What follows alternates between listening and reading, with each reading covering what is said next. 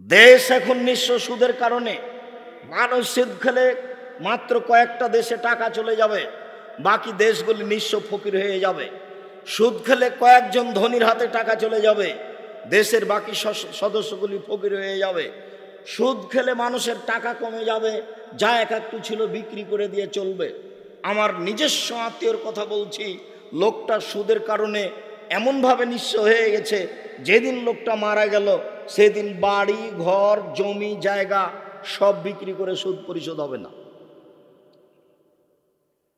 আল্লাহর এ কথার দাম আছে, ইয়ামহাকুল্লাহুর রিবা। আল্লাহ সুদকে সংকুচিত করেন, সুদকে আল্লাহ ধ্বংস করেন। মানে সুদ খায় যে তার অর্থ সম্পদ ধ্বংস হবে। ওয়ায়ুরবি সাদাকাত, দান মানুষের টাকাকে বেশি করে দেয়। 100 টাকার মধ্যে 10 টাকা দান করেছেন, 90 টাকা রেখেছেন। 1 বছর পরে বাক্স থেকে টাকা বের করলে 90 টাকাই থাকবে, কিন্তু আল্লাহ বলছেন টাকা বেশি হয়। কিভাবে হয়? 2 জন ব্যবসায়ী, তুমি আর আরেকটা ছেলে ফুটপাতে বল্লা বাজারে কাপড় বিক্রি করো। একজন সত্য কথা দিয়ে কাপড় বিক্রি করে, 200 টাকা দামের কাপড় 200 টাকায় বিক্রি করেছে, কিন্তু তুমি বিক্রি করেছো 500 টাকায়। সারাদিন তুমি ভাবছো কাজ হয়ে গেছে, 300 টাকা লাভ করে দিয়েছি, মারে দিয়েছি একটা সুবিধা। খুব গল্প করছো, মাছও একটা বড় কিনে নিয়েছো যাওয়ার সময়। 3 মাস পরে দেখা যাচ্ছে যে তোমার দোকানটাই নেই। সেদিনের টাকা 500টা তোমার কোথায় গেল? দোকানটাই হারিয়ে গেল। আপনি কত লোককে এরকম নিবেন, দোকানটাই নাই, ব্যবসায় নাই, দিন আন দিন বড় ধনী হয়ে গেছিল। যেখানে সুদ আছে প্রতারণা আছে তাকে হারাতেই হবে। আহাল্লাহুল বায় ওয়া হারামার রিবা, আল্লাহ ক্রয় বিক্রয়কে বৈধ করেছেন আর সুদকে হারাম করেছেন। সুদ চিরদিনের জন্য হারাম। জাবের রাদিয়াল্লাহু তাআলা আনহু বলেন, রাসূল সাল্লাল্লাহু আলাইহি সাল্লাম বলেছেন, লানাল্লাহু আকেলার রিবা ওয়া মুকিলাহু, নিশ্চয় যে সুদ খায় তার উপরে আল্লাহ আল্লাহ রাসূল অভিশাপ করেন। যে সুদ দেয় তার উপরে অভিশাপ করেন। যে সুদের কলম লিখে তার উপরে অভিশাপ করেন। যে সুদের 2 জন সাক্ষী থাকে তার উপরে অভিশাপ করেন। তিনি বলেন, হোম সাওয়া, সবাই সমান। যে সুদ খেলো সে যত বড় পাপী, সে যে সুদ দিল সে তত বড় পাপী, যে কলমে লিখলো সে তত বড় পাপী, যে সাক্ষী থাকলো সে তত বড় পাপী। সবাই সমান। হাদিস মুসলিম। এই ছেলে বলো, তুমি ব্যাংকে চাকরি করবা কিনা? তোমরা যারা পরিচালনায় আছো তারা একটু লক্ষ্য করো, কিছু সময় পর্যন্ত এখানে কেউ মোটরসাইকেল স্টার্ট দিতে পাবে না। যদি কেউ মোটরসাইকেল স্টার্ট দিতে চায় তাহলে তাকে কিছু রাস্তা গড়িয়ে নিয়ে যেতে হবে। এই ব্যাপারে তোমরা খুব কঠোর হও। সম্মানিত দিনী ভাই বোন, সবাই সমান। এদেশের মাটিতে সুদমুক্ত কোনো ব্যাংকিং ব্যবস্থা নেই। যারা ধর্মের নামে আছে, যাদের নাম উল্লেখ করা আছে, তারা নিজেও জানে না কিভাবে চলে। এদেশের কোনো ব্যাংকে চাকরি করে বলা যায় না যে আমি বৈধ চাকরি করি। ব্যাংকে টাকা রাখা আর ব্যাংকে চাকরি করা দুটা এক নয়। অতএব সুদ খেয়ে সুদের ব্যাংকে চাকরি করে ব্যাংকে টাকা উঠিয়ে লোন নিয়ে বাড়ি 5 তলা করে বউ নিয়ে আনন্দে দিন কাটায়েন না, গাছের নিচে থাকা ভালো। ভিক্ষা করে ছেলে মেয়েকে খাওয়ানো ভালো সুদের টাকা দিয়ে বাড়ি করার চেয়ে। ভিক্ষা করে কেন খাবো আব্দুর রাজ্জাক সাহেব? বাপের জমিদারি আছে, ব্যবসা করে খাবো। আমি ভিক্ষা করে খেতে বলিনি, ভিক্ষা করা জায়েজ নয়। আমি বলেছি বাপের জমিদারি দিয়ে ব্যবসা করেন, সম্ভব না হলে কলা বিক্রি করে খান, সম্ভব না হলে চকলেট বিক্রি করে খান, সম্ভব না হলে মানুষের বাড়িতে কাজ করে খান। তবে অবৈধ পয়সা উপার্জন করে ব্যাংকে লোন নিয়ে ব্যবসা চালু করিয়েন না, ব্যাংকে লোন নিয়ে বাড়ি করিয়েন না। রাসূল সাল্লাল্লাহু আলাইহি সাল্লাম জীবনে এমন কোনো দিন সালাত আদায় করেছেন সালাম ফিরার পূর্বে এই দোয়া পড়েননি। সালাম ফিরার পূর্বে তিনি এই দোয়া পড়তেন, আল্লাহুম্মা ইন্নী আউযু বিকা মিন আযাবে জাহান্নাম, হে আল্লাহ আমি তোমার কাছে জাহান্নাম থেকে বাঁচতে চাই। আউযু বিকা মিন আযাবিল কবর, হে আল্লাহ আমি তোমার কাছে কবরের শাস্তি থেকে বাঁচতে চাই। আউযু বিকা মিন ফিতনাতিল মাসীহিদ দাজ্জাল, আল্লাহ তোমার কাছে দাজ্জালের ফিতনা থেকে বাঁচতে চাই। আউযু বিকা মিন ফিতনাতিল মাহি ওয়াল মামাত, আল্লাহ তোমার কাছে ইহকালের ফিতনা পরকালের ফিতনা থেকে বাঁচতে চাই।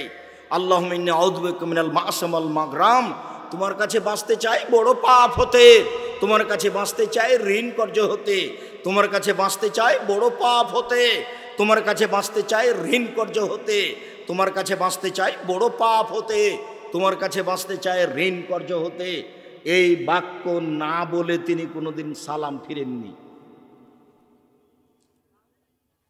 জানাজা যখন শুরু করেছেন, শুরু করার পূর্বে বলেছেন এই লোকের কোনো ঋণ আছে? জি আছে, তাহলে তোমরাই জানাজা করো, আমি গেলাম। আর একজন যখন দাঁড়িয়ে বলেছে আচ্ছা আচ্ছা ঠিক আছে আমি ঋণ পরিশোধ করব, তখন আল্লাহ রাসূল বলেছেন ঠিক আছে আমি জানাজা করে দিচ্ছি। শোনেন, ব্যাংকে টাকা নিয়ে ঋণ করে দুনিয়া থেকে চলে গেলেন, জানাজা যে হবে না? বলে হুজুর যে করে দিয়েছে, হুজুর যে আপনার গোলাম। আব্দুর রাজ্জাক সাহেবকে ডেকে নিয়ে এসে করায়েন তো দেখি।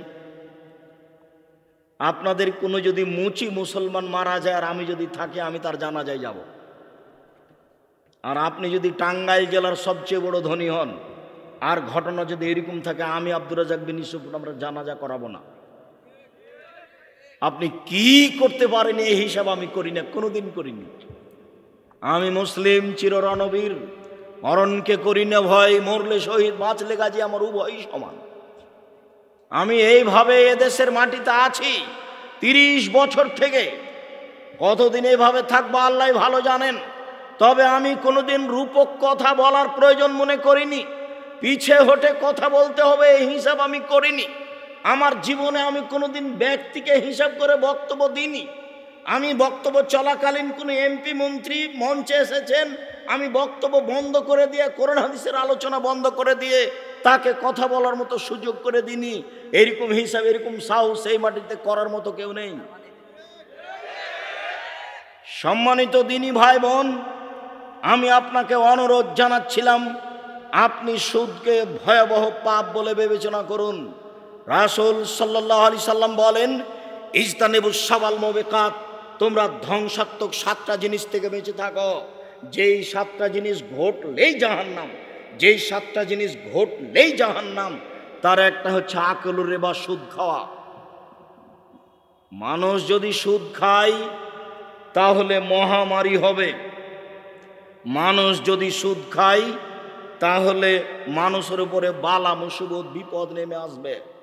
মানুষ যদি সুদ খায় তাহলে মানুষের উপরে কলেরা, করোনা, জেনা, করোনা এসব কিছু বিপদ নেমে আসবে। যদিচ আমি আব্দুর রাজ্জাক বিন ইউসুফ করোনার 5 পয়সা কোনো দিন দাম দিইনি।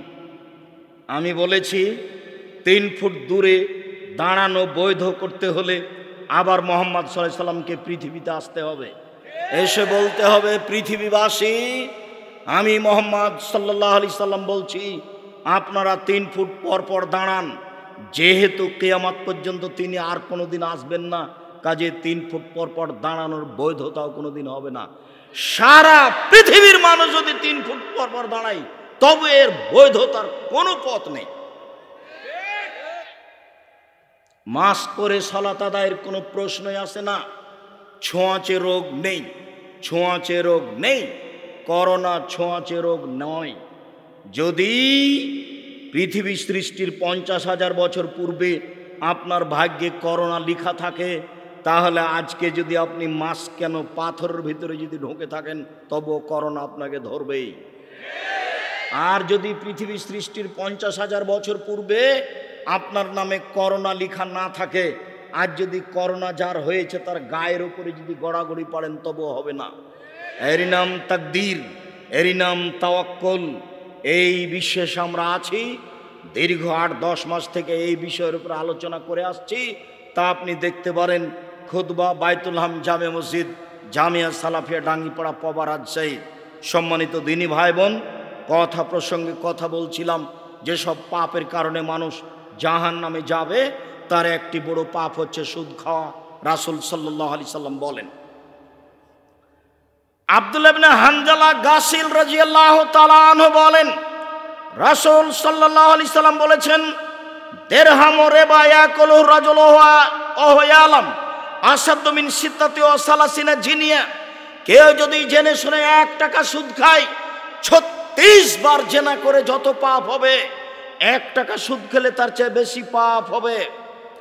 কেউ যদি জেনে শুনে 1 টাকা সুদ খায়, 36 বার জেনা করে যত পাপ হবে, 1 টাকা সুদ খেলে তার চেয়ে বেশি পাপ হবে।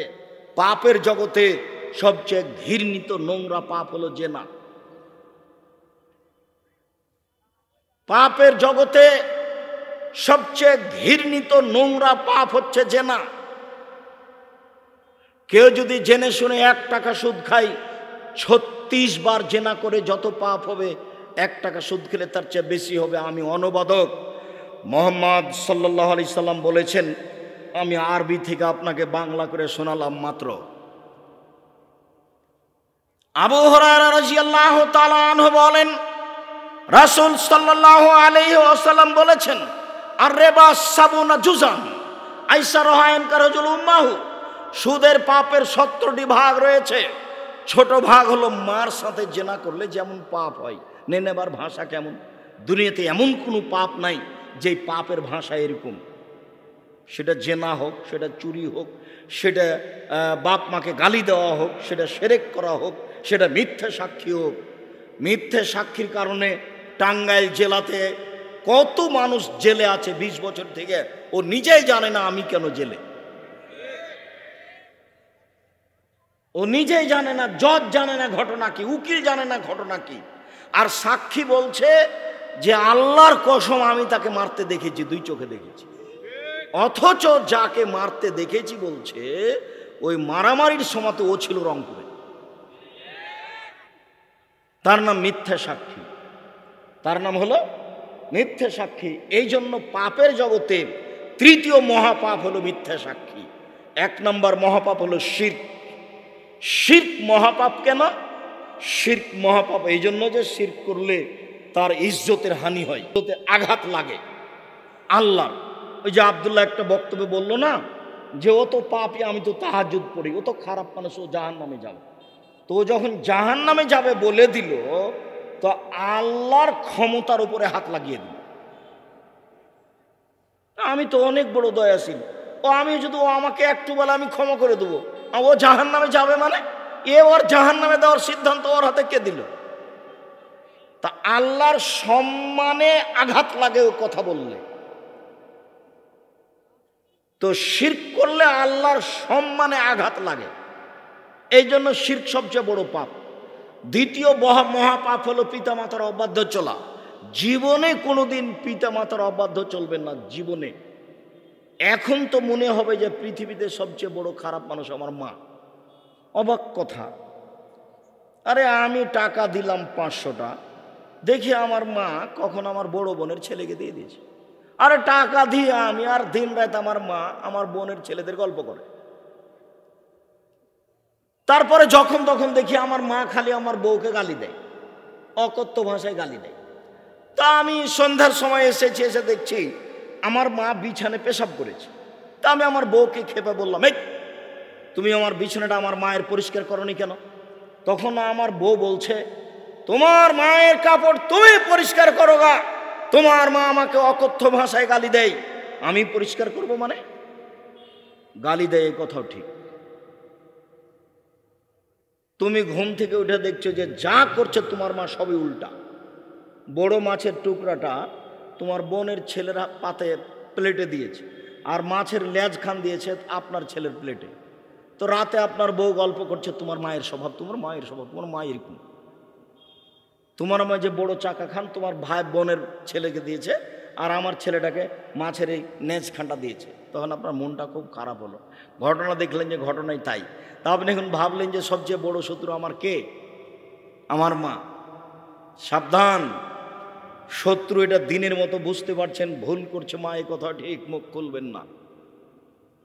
যেদিন মা আপনাকে আদর করতে পারে, দুধ খাওয়াতে পারে, চুমা দিতে পারে, সেদিন মাকে শ্রদ্ধা করতে হবে, এর নাম শ্রদ্ধা নয়। যেদিন পরিস্থিতি উল্টা হয়ে গেছে, বউ সহ্যই করতে পারে না, বউ একবারে সহ্যই করে না, মা যা বলে উল্টা বলে, সেই দিন মাকে জীবন বাজি রেখে শ্রদ্ধা করতে হবে, তার নাম শ্রদ্ধা। মায়ের পায়ের নিচে জান্নাতে, কথাই ঠিক, ওই হাদিস ঠিক। মায়ের দিকে সুনজরে তাকালে কবুল হজে সমান নেকি হবে, হাদিস মিথ্যে। তবে মায়ের পায়ের নিচে জান্নাত, এ কথাই ঠিক। মায়ের পায়ের নিচে জান্নাত, এ কথাই ঠিক।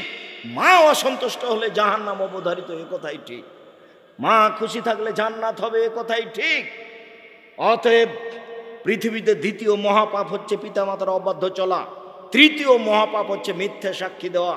মিথ্যে সাক্ষীর কারণে লোকটা 20 বছর থেকে আপনার টাঙ্গাইল জেলাতে আছে, ও নিজেও জেলে আছে, ও নিজেও জানে না আমি কেন জেলে, জজ জানে না ঘটনা কি, উকিল জানে না ঘটনা কি, সাক্ষী বলছে আমি 2 চোখে দেখেছি তাকে মারতে। অথচ সে লোক সেদিন ছিল কোথায়? রংপুরে ছিল। একটা কথার কথা বললাম, ওইখানে ছিল না। এরই নাম মিথ্যা সাক্ষী।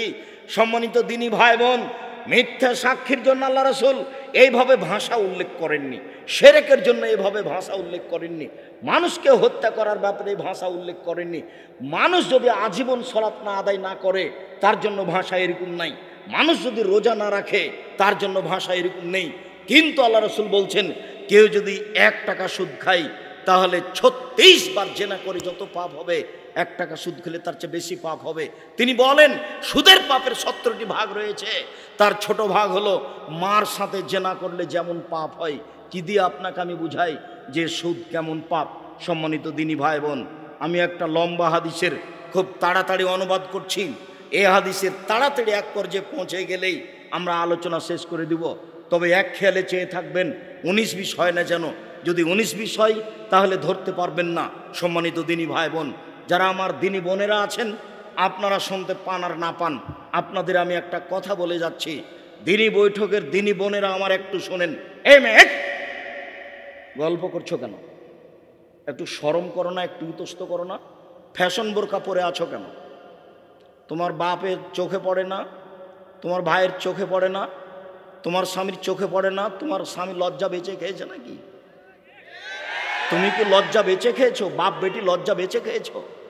ফ্যাশন বোরকা পরে আছো কেন? এমন বোরকা পরে একেবারে ঢিলা ঢালা। এই ফ্যাশন বোরকা কেন তোমার গায়ে? তুমি কেন একটু লজ্জা করো না? তুমি একটু শরম করো না কেন? তোমার কোনো হায়া বোধ হয় না? তোমার কোনো ইতস্ত বোধ হয় না? তোমার একটু হায়া বোধ হওয়া দরকার, তোমার একটু ইতস্ত বোধ হওয়া দরকার।